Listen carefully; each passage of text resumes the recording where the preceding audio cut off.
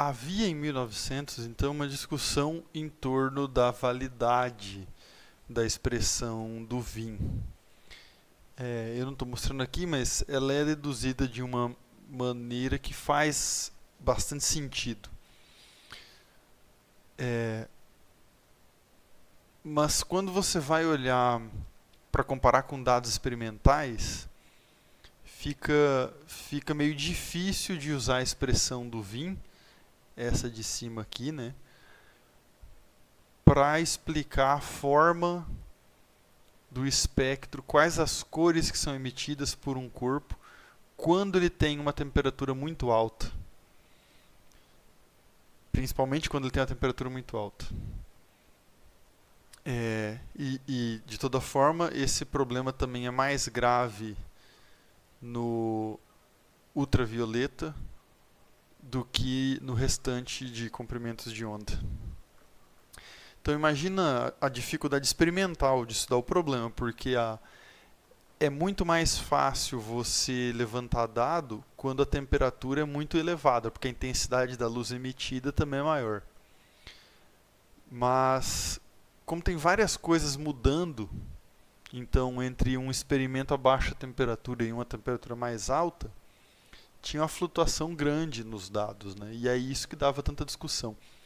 Quando chega nos 1900, aí o problema começa a ser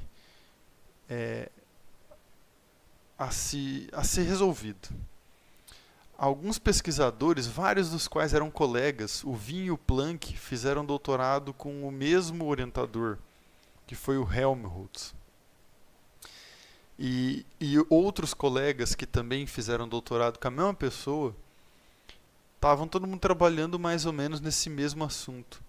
E aí o pessoal melhorou o dado e conseguiram confirmar, ó, realmente tem um problema com a expressão de Wien. Tem alguma coisa aqui que não está funcionando. E aí dois desses caras, os senhores Lammer e Pringshein,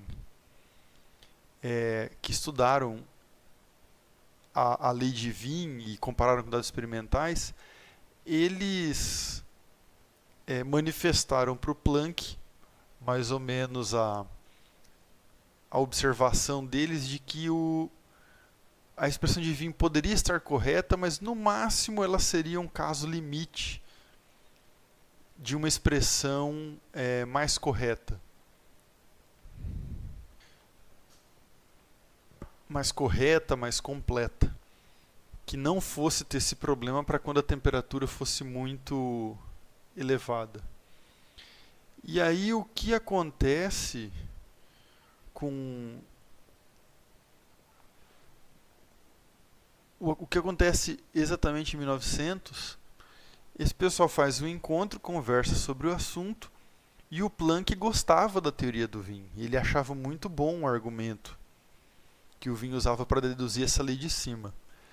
E aí o Planck mostra uma dedução ligeiramente diferente, e nessa dedução ele chega nessa expressão aqui, que vamos dizer assim, é uma lei de Wien modificada, ó, porque esse termo aqui está sendo substituído. Então você tem na expressão do Planck uma exponencial aqui que é uma coisa a mais do que a do Wien. E por que eu estou falando que é uma coisa a mais?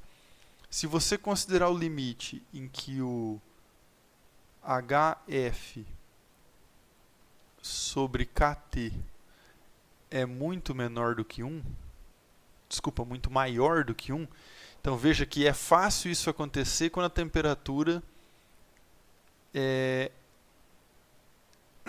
baixa. Então, se a temperatura é baixa, aqui embaixo dá uma coisa pequena e a chance dessa razão dar uma coisa grande é razoável. Agora, se essa temperatura que for muito grande, vamos exagerar aí, 10.000 Kelvin, você coloca uma temperatura muito alta aqui, quando a gente está olhando para o espectro aí no visível, você coloca esse H, que é uma constante, vezes a frequência da luz emitida, e para qualquer frequência esse negócio aqui nunca vai dar muito maior do que 1, porque o termo de baixo é muito grande. Então o que o Planck mostrou com isso foi uma expressão, essa aqui, que é um caso geral da expressão do Wien.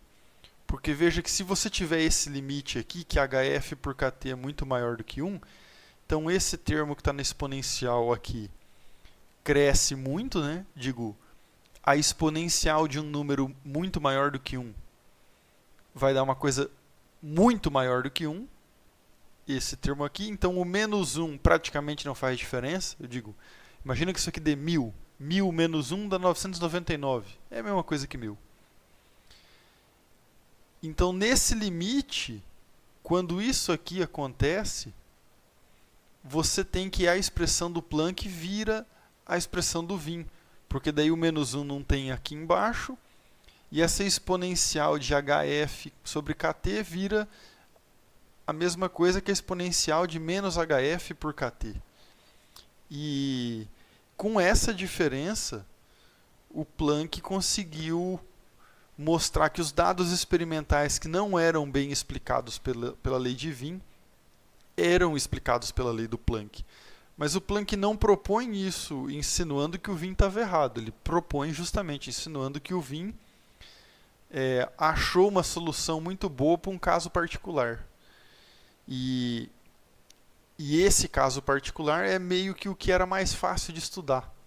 Porque a gente tinha mais habilidade para estudar as cores com frequências menores. Então, vamos lá, verde, amarelo, vermelho, infravermelho. Esses comprimentos de onda são maiores do que os do azul, violeta, ultravioleta. Então, a gente conseguia melhores dados experimentais disso aí. Inclusive porque é mais difícil ter materiais transparentes no ultravioleta. E aí, para ter uma boa emissão no ultravioleta, ao mesmo tempo que a gente tem uma boa definição desse espectro ultravioleta, foi necessário melhorar a ótica dos experimentos que você ia fazer e usar temperaturas mais altas. Então, na medida que os experimentais chegaram nesse ponto, a lei do Wien apresentou uma lacuna, como quase sempre aconteceu com as outras leis físicas que foram descobertas anteriormente, né?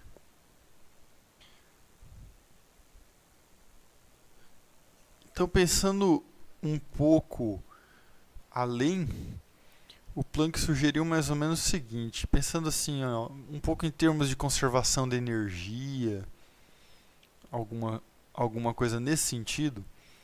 O Planck imaginou assim, ó, se um material sólido pode ser pensado como um monte de osciladores, então um pequeno sistema massa-mola, mas na verdade é um sistema de matéria que acumula energia.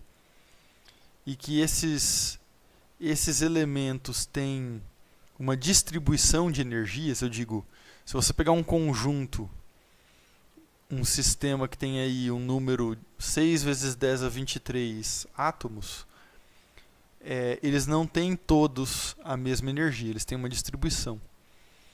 E aí o Planck supôs que essa distribuição deveria chegar nas ondas eletromagnéticas que esses corpos estão emitindo, já que energia é energia. Digo, se está na forma eletromagnética ou acumulado no oscilador, meio que tanto faz.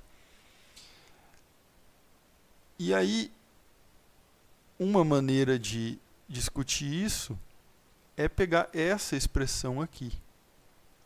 Então, o Planck supõe que, já que na teoria dos gases ideais a gente tinha um monte de moléculas que cada uma se move com uma velocidade diferente, seguindo uma distribuição estatística, que já que esses sistemas de osciladores seguem uma distribuição estatística de energias, então a luz emitida por um corpo negro em equilíbrio térmico também deveria seguir um tipo de estatística semelhante. E aí ele chega nessa conclusão. Então, um oscilador ele tem uma certa energia e ele emite essa energia na forma eletromagnética ou absorve de uma onda eletromagnética sempre um pacote, uma quantidade de energia H é a constante que a gente começa a chamar de constante de Planck,